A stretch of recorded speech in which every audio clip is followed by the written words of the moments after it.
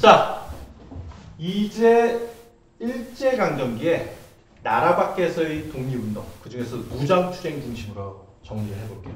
지금 어디에다가 필기를 해야 되냐? 노트가 있는 학생은 263페이지를 옆으로 눕히시면 되고요.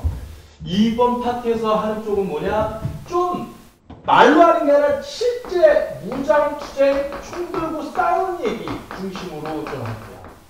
참고적으로 여기 진짜 할 얘기가 많지만 지금 수능 한국사가 그렇게 어렵게 나오지 않거든요, 사실은. 그러다 보니까 제가 조금 간략하게. 그래서 전공, 이거 잘하시는 분이 보기, 저 왜 저거밖에 안 가르치지? 여기 굉장히 할 얘기 많고요. 저도 저 할 얘기가 많지만 수능에 나오는 수준까지만 수능을 대비하는 부분이기 때문에 하도록 할게요. 자, 선생님 모르는 거 아니야? 아니에요. 자, 시작합시다. 옆으로 눕힌 상태에서 필기 공간을 어떻게 하느냐? 가운데에다 선 하나 긋고요. 왼쪽, 오른쪽에 점선이 하나 보일 텐데, 제가 국외, 나라 밖에서 만주에서의 독립운동 중심으로 할 텐데, 20년대 공간이 절반, 3, 40년대가 이렇게 한 3대2의 비율로 들어가면 돼요. 그러니까 20년대, 30년대, 40년대 공간을 5대 3대2의 비율로 놓으시면 될 것 같아요. 자, 한번 해봅시다. 먼저 첫 번째, 시기적으로 봤을 땐 여기가 20년대예요. 20년대. 대충 이렇게 적어주시고, 여기는 30년대겠죠. 그리고 묻지 어렵지만 여기가 몇 년대? 40년대. 잘하셨어요. 이 정도 수준으로 할 수 있으면 수능 한국사 다 맞출 수 있겠죠, 여기? 충분히 할 수 있을 거예요. 2, 3, 4 순서대로 하시고요. 1910년대는 왜 안 하나요? 1910년대 공부한 학생들 제가 얘기를 해줬죠. 1910년대에는 뭐였어요? 지식인들 중심으로 해서 나라 망한 지 얼마 안 됐을 때 나라 밖에 독립운동을 할 수 있는 기지, 베이스 캠프를 만들자라고 해서 만주의 삼원보라는 마을 또는 학교를 짓고 신흥무관학교 찔러 맨날 준비만 했었어요. 그러다가 10년째 준비를 하다가 계속 했을 것 같은데 왜 바뀌었다고 했어요? 바로 1919년 3.1운동이 힘없는 유관순과 같은 여자 학생 노동자 농민들이 뛰어나오는 걸 보면서 만주의 독립군들이 각성해서 뛰어나오게 됐다. 그래서 제가 지리적으로 좀 정리를 할게요. 여기가 만주예요. 그러니까 1910년대에서 만주의 독립군은 존재하지만 전투는 거의 없다라고 생각하시면 돼요. 근데 갑자기 20년대 우리가 외울 내용이 굉장히 많이 생기죠. 그 중에 가장 중요한 부분이 뭐냐? 3.1운동 터진 뒤에 당시 각성한 독립군들이 국내로도 들어오고 계속 공격을 가하자 열받은 일본이 들어온 거죠. 그래서 어디로 와서 지금의 백두산 북쪽 봉오동으로 쳐들어왔고요. 그것을 어떻게 당시 독립군 사령관 홍범도의 대한독립군이 홍범도의 부대가 이것을 격퇴를 해요. 이것을 우리가 봉오동 전투라고 하고요. 자세한 이야기는 영화 봉오동 전투 그거 보시면 되죠. 그게 나오고요. 근데 문제는 봉오동에서 패배한 일본군이 한날 정규군도 아닌 독립군, 조선인 독립군한테 깨졌다 열받아서 더 큰 대규모 부대를 동원한 거죠. 그러자 조선 독립군도 위기감을 느끼고 이동을 해요. 그래서 독립군들이 가장 많이 있는 지역으로. 그 지역이 성산리 지역인데 거기로 일본군이 온 거죠. 이때 누가 당시 북로군정서 김자진 장군의 북로군정서를 들여서 어떤 학생들은 김자진 혼자 달까 생각하는데 그게 아니라 김자진의 북로군정서가 제일 유명하고요. 여러분이 잘 많이 들어봤고요. 홍범도의 부대 그 외에도 기타 등등 여러 독립군 연합부대가 같이 일본군과 맞서 싸운 거예요. 그래서 이 전투에서 어땠다? 크게 승리했다. 요게 중요한 거죠. 그래서 시험 문제에서 요게 가장 많이 나온다 생각하시면 돼요. 왜? 무장 독립투쟁 일본군과 싸운 역사 중에 이거보다 더 유명한 것이 없죠. 영화로도 제작될 정도니까. 중요한 건 시기를 잘 봐야 돼요. 왜 독립군이 열심히 싸우려고 했는가? 3.1운동에 각성한 거죠. 3.1운동 어린 학생도 뛰쳐나오는데 우리는 맨날 총 갖고 있으면서 준비만 할 수는 없잖아요. 싸우자 해서 됐다는 거 요거 기억하시면 돼요. 자, 어쨌든 그래서 큰 승리를 거두었는데 문제는 뭐예요? 일본이 무기도 좋고 군대 수도 많았는데 왜 우리가 졌는가? 그 조선 만주 지역에는 조선인들이 도와줬다. 따라서 이 조선인 독립군들을 진압하기 위해서는 어떻게 해야 된다? 공격하기 위해서는 조선인들을 먼저 공격을 해야 된다고 생각합니다. 그래서 당시 만주 중에 조선인들이 제일 많이 사는 지역을 간도라고 하는데 여기 일본군이 가서 조선인 마을을 불살고 조선인들을 대학살을 해요. 이것을 우리는 간도 참변이라고 하죠. 간도 참변을 했으니까 우리는 이에 대한 대응을 어떻게 해요? 우리도 맞짱 뜨고 들판에서 싸우면 돼요? 숫자가 적잖아. 무기도 적죠.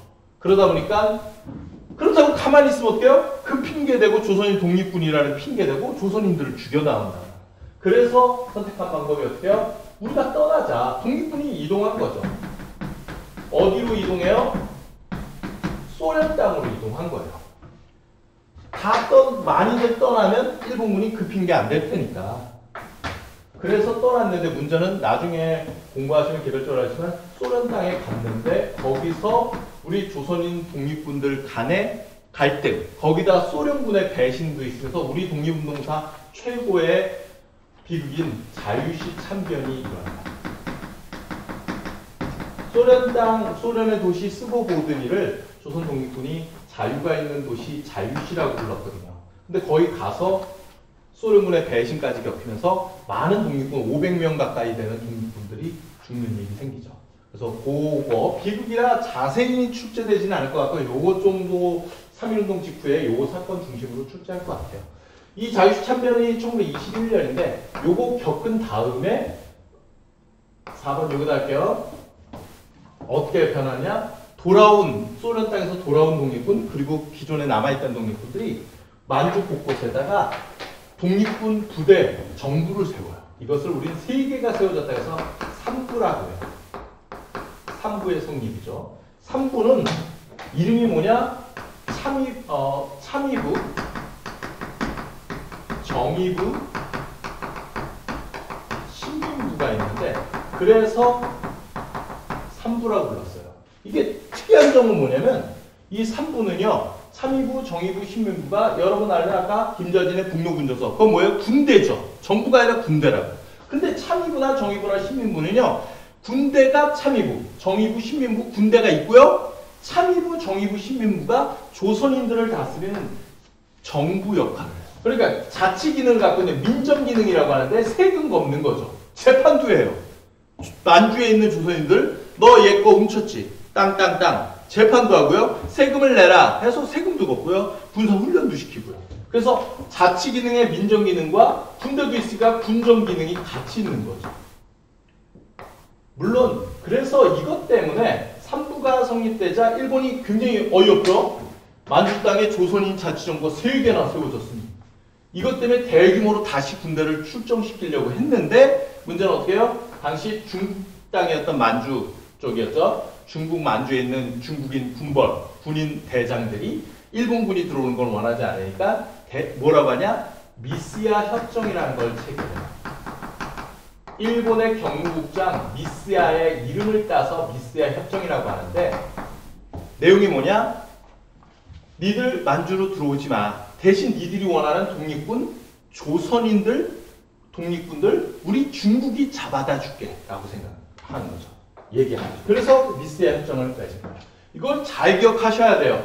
시대 분위기를 잘 이해해야 돼요. 왜? 지금 우리가 20년대 보고 있죠? 어떤 학생들은요. 만주 독립운동을 공부하다 보면 만주에 있는 중국인들이 조선인들 너무 불쌍해 나라도 잃어버리고 쟤네 조선인 독립군 잘 됐으면 좋겠다 라고 생각했을 거라고 생각하는데 그렇지 않아요. 만주는 중국 땅이고요. 그 중국 땅에 조선인 독립군 때문에 그거 진압한다고 일본군이 자주 들어온 거죠. 중국 땅에. 그래서 이 중국인들 입장에선 저 조선인들만 없었으면 문제가 생기는데 이러다가 일본이 우리 만주를 침략하는 거 아니야? 고민스럽단 말이에요. 그래서 좀 심하게 얘기하면 뭐예요? 중국인들은요. 조선인 독립군 좋아해 싫어해? 싫어해요. 생각보다 20년대 싫어해요. 얘는 중국인 좋아하지 않아요? 여러분 그래서 이걸 중요시 잘 봐야 돼요. 시험 문제도 많이 나오고 30년대 넘어가면서 일본이 어떻게 해요? 중국 땅 만주를 침략하는 만주 사변이 31년에 일어나죠. 중국인 입장에서 자기 땅 만주를 일본이 쳐들어서 뺏었기 때문에 그 뒤로 좋은 거예요. 북한이 우리 공격하면 미국과 관계 좋아야죠. 이해되죠? 뭔 뜻인지? 전쟁이 나면 적과 아군이 명확해지기 때문에 일본이 중국을 침략하자 그에 대해서 중국도 조선인들과 손을 잡는 건 30년대라고 생각하시면 돼요. 그러니까 20년대 중국인들이 조선인들을 그렇게 좋아하지 않아요. 그렇게 생각하시면 돼요. 그래서 얼마나 했으면 일본 경국장 미스야하고 중국의 장군들이 협정을 맺어서 조선인들 우리가 잡아다 줄게. 돈 얼마 받고 잡아다 줄게. 까지 체결해요. 굉장히 힘든 상황이에요. 어쨌든 그러면서 활동했던 거죠. 됐죠? 20년대 그렇게 생각하시면 되고 여기서 끝난 거는 생각보다 25년 이후에 생각보다 활동이 쉽지 않아요. 중국인들도 안 좋아져. 일본 군대가 강하게 밀어붙이고 있죠. 근데 만주사변 나오면서 크게 변화되겠죠. 왜? 여기 동그라미 1번으로 할게요. 왜 그런 일이 생기냐? 당시 독립군 부대가 북쪽과 남쪽에 각각 큰 게 하나씩 생기는데 20년대 후반에 북쪽에 혁신의회, 남쪽에 국민부라는 것이 생기고 그 각각의 군대가 생겨요. 근데 자세한 내용은 여러분 너무 많이 할 필요까지는 없을 것 같고요. 북쪽의 독립군을 한국 독립군이라고 해요. 뭐 한국 독립군이겠죠. 일본 독립군이겠어요. 그죠? 그리고 남쪽에서는 국민부 산하 조선혁명군이라는 군대가 있었어요. 이때 한국 독립군 사령관은 유명한 나중에 광복군 사령관이 되는 지청천이고요. 영화 암살을 보면 전지현이 만주에서 한국 독립군의 독립군이었어요. 그래서 나중에 뭐요? 지시를 받고 경성으로 온 거죠. 중간에. 조선혁명군의 지휘관은 양세봉이라는 장군이 있었어요. 근데 중요한 건 독립군은 앞에 20년대 독립군, 30년대 독립군도 있는데 20년대와 30년대를 어떻게 구별해요? 이렇게 생각을 하시면 돼요. 20년대 독립군 운동이라면 무조건 봉오동 청산전투 이걸 중심으로 수능을 봐야 되고요. 그리고 또 한 가지 중국인들이 어떻게 보는가. 중국인들 입장에서 보면 조선인들을 이때 별로 좋아하지 않는다. 그 느낌을 가져야 돼요. 중국인들이 도와주는 얘기는 별로 없어요. 20년대 쪽. 그에 비하면 만주사변이 터진 뒤엔 다르죠.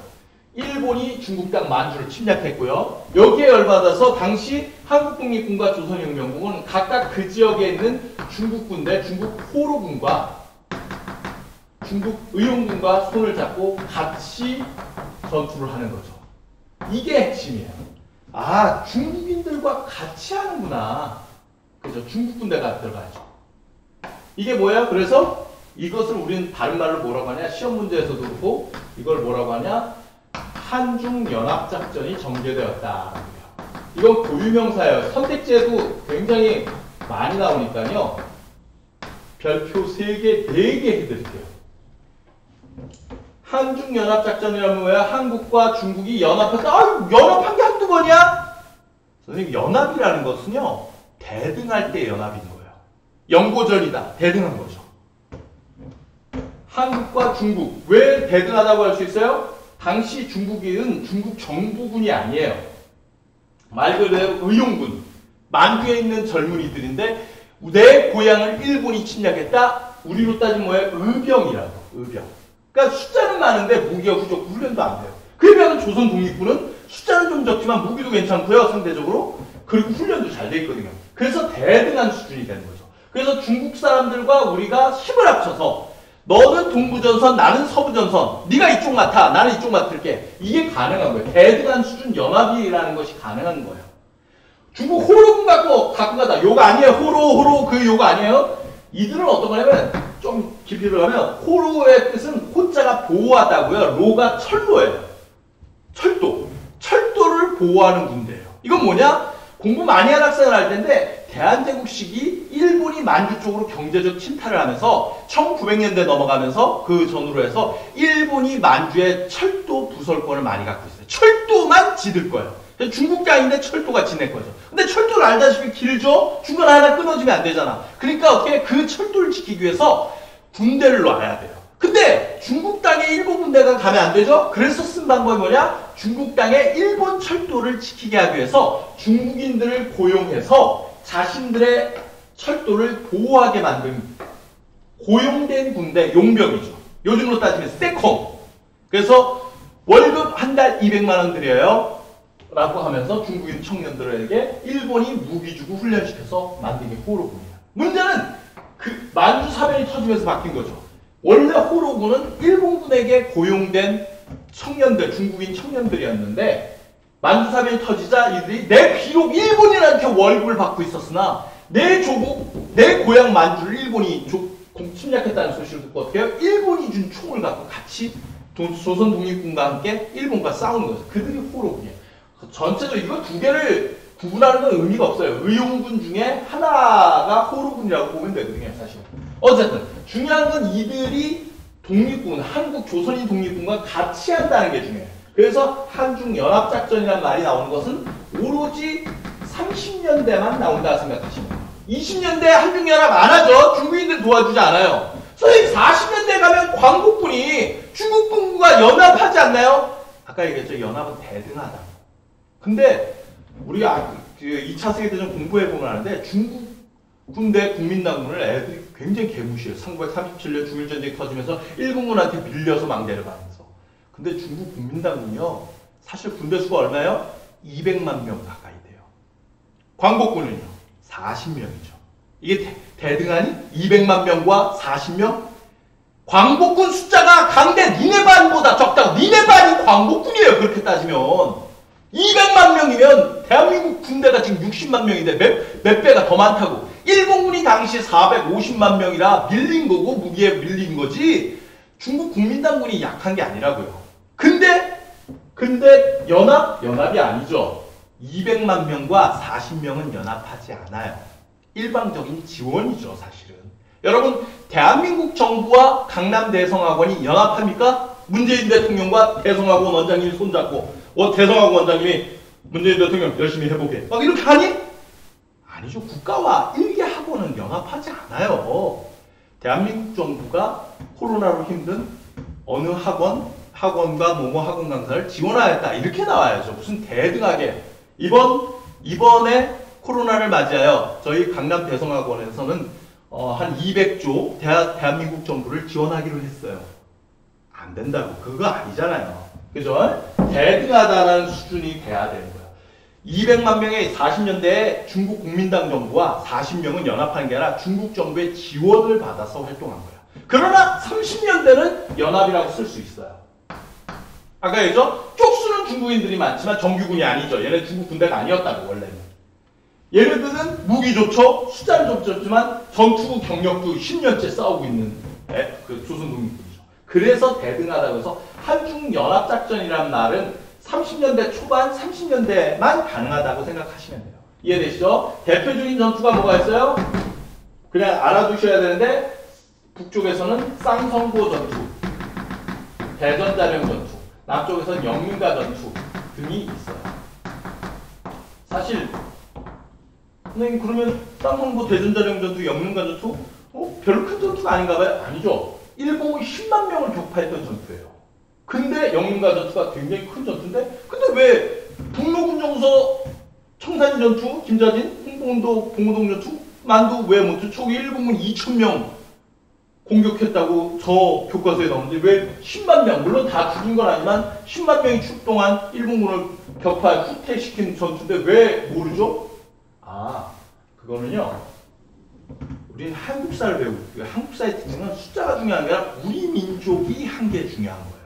당시 조선혁명군이 약 3만 명이고 10만 명을 격파했잖아요. 근데 중국 의용군이 한 20만 명 돼요. 무기가 후질 뿐. 그러니까 아무래도 이 전투에서 중국 의용군의 큰 힘이 나름 있죠. 우리도 잘 싸웠지만. 그래서 한국사는 우리 민족의 역할, 이게 강조된 게 중요한 거예요. 그죠? 한미연합으로 뭘 했다 보다 한국군이 뭘 개발하였다. 이게 뉴스거리죠. 그죠? 어쨌든.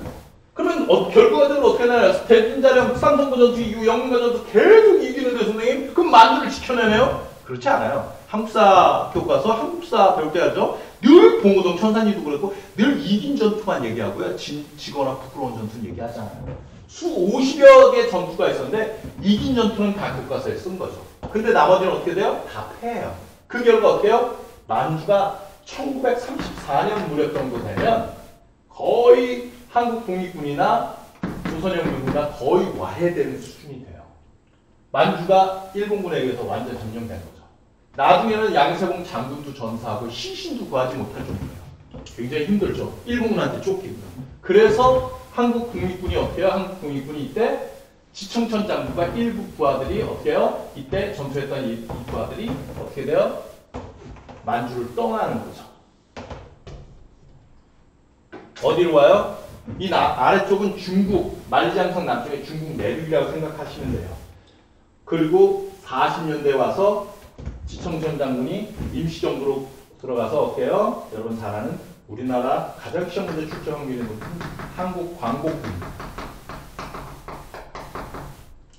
40년, 1940년 임시정부 군대죠.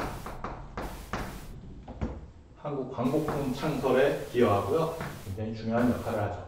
시험 문제가 나온다는 독립군 부대는요. 한국 광복군이 아마 60~70%는 이 군대라고 보시면 돼요. 그리고 군대 단독 문제는 아니지만 알아둘 군대는 아까 봉오동 청산리 군대랑 지금 한국연합작전의 이 30년대 초반 만주. 그래서 20년대, 30년대, 40년대 부대를 기억하셔야 돼요. 봉오동 청산리, 한국독립군 조선혁명군의 한국연합작전 30년대, 20년대, 30년대, 그리고 40년대 광복군. 할 수 있겠어요? 이 정도 하면 이게 20년대다. 이게 30년대다. 중국군과 같이 한 거. 그리고 한국 임시정부 군대 40년대다. 하나씩 외우면 시대를 정확히 구분할 수 있다는 걸 생각하시면 돼요. 됐죠? 그럼 여기서 끝나는 만주는 어떻게 됐나요? 만주는요. 일본이 장악하면서 이 지역에서 활동이 거의 힘들어졌어요. 개별적인 유격대 활동은 있으나 큰 의미는 없어요. 그런 정도 생각하시면 되고요. 자, 남쪽으로 내려가서 여기 중국 하기 전에 20년대는 중국 내륙에서 활동을 별로 안 해요. 독립군은 대부분 만주가 있었기 때문에 만주를 뺏긴 다음에 중국 내륙으로 들어간 거죠. 그래서 여기 공간을 이용해서 제가 하나를 적을게요. 뭐냐? 20년대 만들어지는 것 중에 의열활동단체가 있어요. 중요한 단체들 의열단이 있어요. 이 의열단은 20년대 중심으로 기억하시면 돼요. 물론 의열단은 국내에서도 활동하고요. 국외에서도 활동해요. 의열단의 뜻은 뭐냐면 의로운 일을 맹렬히 실행한다. 그래서 어때요? 개인의 의열 활동을 중시해요. 그래서 어떻게 하는 거예요? 일본이 식민지 지배를 위해서 만든 식민기구들, 조선총독부, 경찰서 이런 것들, 그런 것을 파괴하는 역할을 합니다. 시험 문제에서 꼭 기억하셔야 할 건 이 의열단 만든 사람 꼭 기억하셔야 누구예요? 바로 김원봉이죠. 영화에서도 나죠. 나 밀양 사람 김원봉이요 하는 김원봉. 굉장히 젊은 나이에 얼굴도 잘생겼죠. 의열단을 만들어요. 그리고 이 의열단에 활동했던 분들이 굉장히 많아요. 교과서에도 나오는 분도 많지만 그보다 훨씬 더 많아요. 대표적인 게 김상옥 선생, 김익상 선생, 그 중에 여러분은 나석주 선생 하나 알아두는 정도. 뭐 종로경찰서나 뭐 총독부에다가 폭탄 던지신 분도 있고 하지만 동양축식주식회사라고 해서 당시 조선인들에게 악명이 높았던 회사가 있어요. 일본이 세웠는데 조선 땅을 빼앗고 수탈하고 착취하기 위해서 만들어서 굉장히 좀 안 좋은 이미지였는데 거기다가 나석주 선생이 폭탄을 던지죠. 그래서 나중에 역사적 팩트로 보면 폭탄을 던졌다라고 나오죠. 그러면 역사적으로 맞아요. 단 던졌다만 되고요. 폭탄이 안 터져요. 불발탄이었어요. 아쉽죠? 어쨌든. 그리고 이 의열단과 관련돼서 또 하나 알아둘 게 있죠. 바로 조선혁명선언이라고 해서 당시 신채호 선생이 예전에 한번 수업을 했어요. 신채호 선생이 의열단 강령을 하나 써줬죠. 내용이 뭐냐? 오로지 조선의 독립은 외교, 참정권, 자치론 이런 거 다 필요 없다. 뭐다? 오로지 조선의 독립은 뭐다? 모든 민중들이 직접 혁명을 일으킬 때만 요게 가능하다. 유일한 방법이다. 폭력에 의한 직접 혁명. 근데 이거 쓴 거랑 의열단이랑 뭐가 관계가 있어요? 근데 민중들이 여러분 혁명 일어나는 거 본 적 있어요? 어떻게 하면 혁명이 일어나니? 어느 날 갑자기 매달며칠 갑자기 오후 4시에 갑자기 가만히 있다가 텔레파시가 혁명의 느낌, 삘 하는 순간 다 뛰쳐나가면 혁명이에요? 아니죠. 혁명은요 계기가 되는 사건이 있어요. 대표적으로 여러분이 알고 있는 혁명이 뭐가 있어요? 4.19 혁명 때 김주열의 죽음, 마산상고 1학년 김주열 학생, 또는 6월 민주항쟁 때 이한열, 박종철, 이한열 이런 거. 그게 계기가 돼요. 100만 명 나오는 시위가 된단 말이에요. 그럼 왜 이걸 주장하는 거예요? 지금 의열단이 폭탄 던지고 조선 총독에게 일왕한테 폭탄을 던지고 총을 쏘고 한단 말이에요. 근데 그런 생각을 하죠. 왜냐면 이거 하는 순간 이 사람들은 본인이 죽을 거라는 걸 알아요. 총독부 앞에 폭탄 던지고 본인이 살아남겠니 대부분이? 그죠? 쉽지 않단 말이야. 근데 이게 개죽음이 되면 싫죠. 뜻있는 죽음인가? 늘 고민할 거야. 내가 죽을 수는 있는데 이게 조선의 독립에 도움이 될까? 일본인 하나 죽였다고? 건물 하나 폭탄 던졌다고? 이런 고민이 있잖아요. 그렇죠. 그때 신치호 선생님이 쓴 거예요. 조선의 독립은 뭐다? 외교, 자치, 문화 이런 거 절대 안 되고 무조건 방법은 오로지 민중이 직접 혁명을 이렇게 다 들고 일어나는 이 방법밖에 오로지 없다. 근데 혁명 어떻게 일어나냐? 누군가가 폭탄 던지고 누군가가 총을 쏘고 그 과정 속에서 한 명이 죽고 그게 뉴스에 나고 그 과정 속에서 나비 효과로 조선 사람들이 분노하여 들고 나서는 일이 생길 거고 니들이 지금 의열단원들이 목숨을 걸고 던지는 그 폭탄, 그 총탄이 하나의 계기가 돼요. 김주열 학생이 죽을 때 4.19가 일어날 걸 감안하고 나온 건 아니지만 그게 미랄이 되어 4.19 혁명, 이승만 정부의 독재 정권을 무너뜨리듯이 여러분 의열단원들이 한 행동, 목숨을 걸고 했던 행동이 이게 큰 활동이 될 것이다 라고 한 거죠. 그래서 조선의 독립에 큰 힘이 될 거라. 그래서 의열단이 중요해요. 의열단 20년대 당시 일본이 제일 무서워요. 임시정부보다 무서워요. 왜? 상하이에 있는 임시정부? 도쿄에서 무서워할 이유가 없죠. 근데 김원봉의 의열단은요, 조선 총독부, 경찰서 갑자기 터지거든요. 조선이 일제강점기에 현상금 제일 많은 사람이 김원봉. 일본이 제일 두려워하는 사람이 김원봉이라고 생각하면 돼요. 어쨌든. 근데 문제는 20년대 후반 가서 의열단도 좀 약해져요. 왜? 우리가 하는 행동이 이게 맞나 싶은 거죠. 10년째 폭탄을 던졌는데 독립이 안 돼요. 그러자 그들이 어떻게 해요? 의열단원들이 이제 방법을 바꿨죠. 여기까지 오면 안 되는데 너무 많이 왔네요. 시간을 그냥 너무 후딱 세월이 흘러가면 안 돼요. 이렇게 수능까지 여러분도 후딱 하면 안 되죠. 그래서 어떻게 해요? 안주사변 이후 독립군들이 남쪽으로 내려오는 이 시기에 중국 내륙에다가 중국 땅에 여기는 아까 저기 만주죠. 여기 만주라고 했어요. 여기는 중국 내륙이에요. 중국 반내 내륙으로. 거기 가서 뭐예요? 김원봉의 의열단원들이 군대를 만들어요. 이제는 개인적으로 폭탄 던지는 게 아니라 장기적인 전쟁에 대비해야 된다. 왜? 일본이 지금 중국과 싸우고 있고 곧 미국과의 전쟁도 일어날 것 같다. 그때를 대비해서 조선인 군대를 양성하기 위한 군대. 그래서 만든 게 바로 조선의용대라는 중국에서 만들어진 만리장성 남쪽에 만주에서는 이게 있지만 중국 내륙에서 만들어진 최초의 조선인 독립군 부대예요. 당연히 김원봉. 예, 사회주의자들이 좀 많아요. 물론 이 김원봉의 조선의용대는 계속 활동하다가 고민을 하죠. 어떻게? 당시 40년대에 가서 열심히 잘 싸워요. 조선의용대는. 근데 40년대 들어가자 중국 장대스 정부가 얘기를 한 거죠. 다 모든 군대들은 조선의용대만 있을 때는 지원을 잘해줬어요. 문제는 광복군이 생기자 광복군은 민족주의 계열이고요. 조선의용대는 사회주의 계열이고 장대스 국민당 정부에서는 어차피 지원해줄 거라면 민족주의 계열 쪽으로 해주고 싶은 거죠. 그래서 조선인 부대가 두 개 있죠? 하나로 통합하라고 한 거예요. 당시 군대는 조선의용대가 훨씬 많았어요. 처음에는. 근데 어떻게 해요? 왜 얘네가 얘네로 흡수해야 되냐? 국민당 정부가 얘네로 들어가라고 했거든요. 다 반발한 거죠. 그러나 김원봉은 내가 꼭 우두머리 할 필요 없지 않냐. 그래, 광고 코너 들어가자. 들어간 거죠. 그래서 임시정부 가는 그쪽으로 들어가요. 그래서 김원봉의 부대가 조선노동대가 임시정부에도 합류를 한 거죠. 근데 문제는 일부 젊은 친구들은 안 했죠.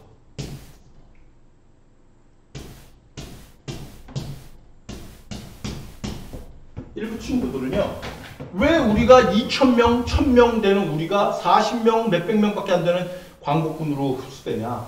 라고 하자, 못한다. 그럴 바에야 중국 국민당 정부의 지원이 아니라 북쪽에서 지금 일본군과 싸우고 있는 중국 공산당의 좀 약한 지원 받으면서 일본군과 싸우겠다고 하면서 북쪽 화북지방으로 이동한 부대가 됩니다. 조선의용대 화북지대인데 나중에 가면 이름을 조선의용군으로 바꾸고요. 이들은 나중에 중국 공산당과 함께 일본군과 싸웠고요. 광복 이후에는 일명 연안파라는 이름으로 김두봉, 무정 이런 사람들이 여기서 활동해요. 이들은 사회주의자죠. 이렇게. 그래서 나중에 가면 광복 직전에 조선인 정부가 두 개가 돼요. 임시정부가 있고 조선의용군이 세운 조선독립동맹이라는 게 하나 있어요. 두 세력이 있어요. 통합은 끝까지는 못했지만 어쨌든 이런 게 있었다. 또 하나 의열단이 20년대 제가 보기엔 최고의 히트작이에요. 사실은. 여기가 유명하지만 봉오동 총선리가 유명하지만 당시에 가장 큰 히트작은 의열단 같아요. 근데 그 의열단의 모습을 지켜본 사람이 있었죠. 누구예요? 바로 김구 선생입니다. 김구 선생 입장에서 의열단 보니까 적은 비용으로 최대 효과들이 뉴스에 나오거든요. 그래서 20년대 의열단 비슷한 단체를 30년대 초반에 만들어요. 만주사변이 터지자 중국 정부의 지원을 받을 수 있게 되니까 김구 선생이 만든 단체, 이거 중요하죠. 한인애국단이에요. 규모는 의열단급은 아니지만 아무래도 우리나라가 민족주의 성향이 강하다 보니까 김구 임시정부의 김구 선생이 만든 한인애국단이 좀 더 문제 축제 나오기가 좋겠죠.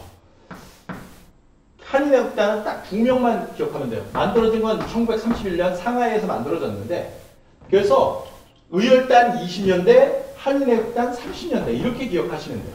자, 정리 잘 하시고요. 군부대 만주의 독립군은 20년대 봉오동 천산리, 30년대 한중연합작전, 40년대 광복군. 군대를 이 정도만 알면 되죠. 개인 의열, 폭탄 던진다든가 이런 개인 의거는 어떻게 해요? 20년대 의열단, 30년대 한인애국단. 이렇게 기억하시면 돼요. 됐죠? 그리고 이때 나오시는 분들 봐둬야죠. 첫 번째, 이봉창 선생이 있어요.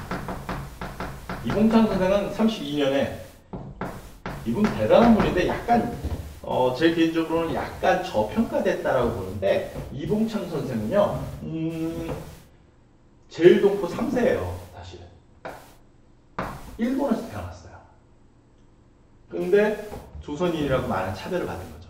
그리고 대한민국 임시정부가 상하이에 있다는 얘기를 듣고 상하이를 직접 찾아와요. 보통은 임시정부 독립운동가들이 보통은 누군가가 추천을 하거든요. 이봉창 선생은 직접 와요. 갑자기 와서 상하이의 임시정부를 찾고 김구를 찾아왔어. 이렇게 된 거죠. 임시정부가 난리가 나요. 왜? 처음 보는 사람이 왔는데 조선어를 잘 못해요. 왜? 일본에서 살았거든요. 근데 일본어는 너무 잘해. 이거 뭐야? 일본인 숫자, 김구, 빵! 요거 가능하죠. 그래서 처음 며칠 동안 김구 선생도 안 만나요. 의심한 거죠. 근데 나중에 이봉창 선생의 이야기를 듣고 마음을 열었던 거죠. 일본에서 조선인으로 살아가서 차별. 그래서 이봉창 선생이 큰 일을 만들어요. 제가 보기에 이봉창 선생이 이 일만 성공했으면 지금 한국사 교과서 표지예요. 윤봉길 선생? 이봉창 선생하고 비할 바가 아니죠. 이분이 더 유명해질 수 있었어요. 왜? 도쿄에 가서, 일본 수도 도쿄에 가서 일본 왕한테 폭탄을 던져요. 일본 궁궐을 찾아가는 거죠. 그 다음 어떻게 해요? 정기적으로 일본 왕이, 일왕이 탄 마차가 산책을 나오는 그 패턴을 이해하고 여러 대가 나올 때 그 중에 폭탄을 던졌어요. 근데 던졌는데 문제는 어떻게 해요? 일본 왕이 탄 마차가 아니라 그 앞에 있는 마차, 그 뒤에 있는 마차가 터지는 바람에 실패했죠. 이때 만약 일왕을 날렸으면, 윤봉길 선생은 장군들 폭탄 던졌다? 일왕을 날렸다니까. 이건 교과서예요. 교과서 표지예요, 표지. 그죠? 근데 이게 쉬워 보이는데 쉽지 않은 거는 사실은 많이 그렇지 여러분도 알다시피 일본 궁궐 근처에 얼마나 삼엄한 경비가 있었겠어요. 그거 뚫기 쉽지 않아요. 왜? 여러분이 청와대 경호실이야. 근데 외국인이 만약 적국이 죽일 것 같다. 북한 공작원도 이북 사투리 나오는 순간 이상하다 느낌이 올 거 아니에요. 하물며 아무리 한국말 잘해도 로버트 할리, 생 해밍턴 저 한국말 좋아해요 라고 100번 얘기해도 왠지 억양에서 느껴지지 않아요. 외국인. 조선인들 중에 일본어를 잘한다? 그래도 느낌이 참 다를 거라고. 근데 문제는 그러다 보니까 검문 검색할 때 통과하기 쉽지 않은데 이분은 이걸 위해 태어났죠. 일본에서 태어나서 조선어를 잘 못해요. 완전 일본인처럼 해서 간 거고 거의 성공할 뻔했죠. 문제는 이 사건으로 이봉창 선생 실패는 했지만 대소특필되죠. 당시 만주사변이 터진 뒤였기 때문에 중국인들이 이 사건에 중국 신문 하나가 뭐라고 하냐? 조선이 이봉창이 일본 왕에게 폭탄을 던졌으나 뭐라? 불행도 명중치 못했다. 아까비 라고 한 거죠. 불행이도. 여기 어때요? 일본이 열나는 거죠. 그래서 일본 군대가 상하이를 점령하는 상하이 사변도 일어나요. 그랬더니 일본이 어때요? 그 다음에 상하이를 점령한 다음에 상하이에서 제일 큰 공원, 홍콩 공원에서 축하 파티를 열어요. 이때 누가? 우리 윤봉길 선생님이 가시는 거죠. 어디? 상하이 홍콩 공원에서 상하이를 점령한 이 전투에서 이긴 기념식을 여는 거죠. 우리로 따지면 여의도 광장 막 이런 개념이라고 광화문 광장 이런 데로 생각하면 돼요. 거의 축하 파티죠. 때마침 그 파티가 열리는 날 식장이 일왕의 생일날이에요. 그래서 일본 입장에서 아주 크게 성대하게 했었는데 윤봉기 선생께서 어떻게 해요? 축하 파티에 도시락이 빠지면 안 된다면서 폭탄 하나 던져주시는 센스. 그죠? 그 결과 어떻게 해요? 당시 일본군 장군들과 주요 인사들이 죽거나 크게 다쳐요. 그래서 문제가 나오면 30년대, 32년인데요. 이봉창, 윤봉길. 굉장히 중요하고 이 사건을 계기로 이게 별거 아닌 것 같은데 지금도 상하이 홍콩공원에 가면 윤봉길 관련된 게 유적지가 있는데 이때 죽은 사람이 일본 장군 많지 않아? 그때 죽은 일본군 대장, 육군 대장이 있어요. 별 4개. 누구예요? 여러분 관심 없지만 당시 일왕의 와이프, 왕비조의 친정 아빠예요. 당시 윤봉길이 던진 폭탄에 폭살 죽었어요. 시신도 훼손 심했고. 윤봉길의 의거 그날 저녁에 소식이 전해졌겠죠. 도쿄의 황궁에 일왕의 궁궐에 전 장장컨대 울음바다가 됐을 거예요. 왜? 왕비 입장에서 일왕의 와이프 왕비 입장에서 자신의 친정 아빠가 상하이에서 조선인이 던진 폭탄에 시신이 훼손될 정도로 크게 그래서 죽었대잖아. 친정 아빠가 죽었다. 얼마나 흥분했어요. 물론 이 사건을 계기로 당시 중국 국민당 장제스 총통이 장제스가 수억의 중국인이 못한 걸 조선인이 했다고 하면서 이때부터 중국 정부의 임시정부 지원이 커지는 거죠. 그 결과 임시정부는 20년대 방세도 못 내고 힘들었던 그 시기를 이제 30년대 이후에는 방세 걱정을 하지 않아요. 먹고 사는 걱정을 이제는 하지 않아요. 그렇게 해서 큰 역할을 했던 게 30년대 한인애국단. 그래서 20년대 의열단, 30년대 한인애국단 이렇게 정리를 하셔야 문제를 풀 수 있어요. 잘 보시고요. 그러면 다시 한번 정리할까요? 독립군 군부대로 한다면 20년대 봉오동 청사님, 30년대는 만주사변 이후니까 중국군과 함께 한중연합작전, 40년대는 광복군. 여러분 자신감을 가지셔야 돼요. 20년대, 30년대, 40년대 저것만 하면 시대를 정확하게 끊어낼 수 있구나. 이렇게 생각하시고요. 20년대 개인의거 의열단, 30년대는 한인애국단. 요거 정확하게 기억하시면 문제 푸는데 여기가 사실 일제강점기 문제 중에서 가장 애들이 힘들어요. 심지어 좀 모모한 학생은 틀려! 그냥 느낌상 꼽자 하는데 여러분 문제 하나 맞추는 거지만 기본적으로 자신감을 시대별로 가지시면 문제가 달라져 보여요. 대충이라도 한 번 해놓으면요 그 감이 있어서 문제를 틀리지 않아요. 여러분 잘 기억해주고 절대 공부한 거 봐둔 거 흐름은 수능날 위력을 발휘해요. 잊지 마시고요. 지난번에 제가 지난주 수업 때 신간의 문제 나왔죠. 바로 전 시간에 신간에 풀었잖아. 그죠? 그 오래된 나무에서 싹이 돋듯이 민족주의와 사회주의자들이 손을 잡아서 만든 신간회라는 단체. 그 신간회 강령 꼭 알아두라고 하면서 뭐 정치 경제적 각성 그것보다 더 중요한 게 하나 노란색으로 해서 했죠. 기회주의 배경. 그리고 그들이 거의 필기됐죠. 광주 학생운동에 진상조사단을 파견했다. 그리고 신간회 뒤쪽에 광주 학생 항일운동이 뒤에 있죠. 그래서 그 내용까지. 그게 답이었어요. 여러분. 굉장히 어려울 수도 있는데 한국사 문제치고는 어려울 수도 있거든요. 그러나 배운 애들은 풀어요. 그리고 안 하던 학생은 찍어야 되는데 그렇게 하지 마시고요. 알겠죠? 잊지 마시고. 여기까지 잘 정리해 두시면 큰 틀만 잡아두시면 여러분이 지금은 수능 한국사 때문에 제가 약하게 했지만 대학 가서 더 깊게 배워도 틀이 있으면 이해가 되고 끼워 맞춰져요. 아 그렇구나가 될 수 있다고 기억하시면 될 것 같아요. 자 여기까지 하겠습니다. 수고하셨어요.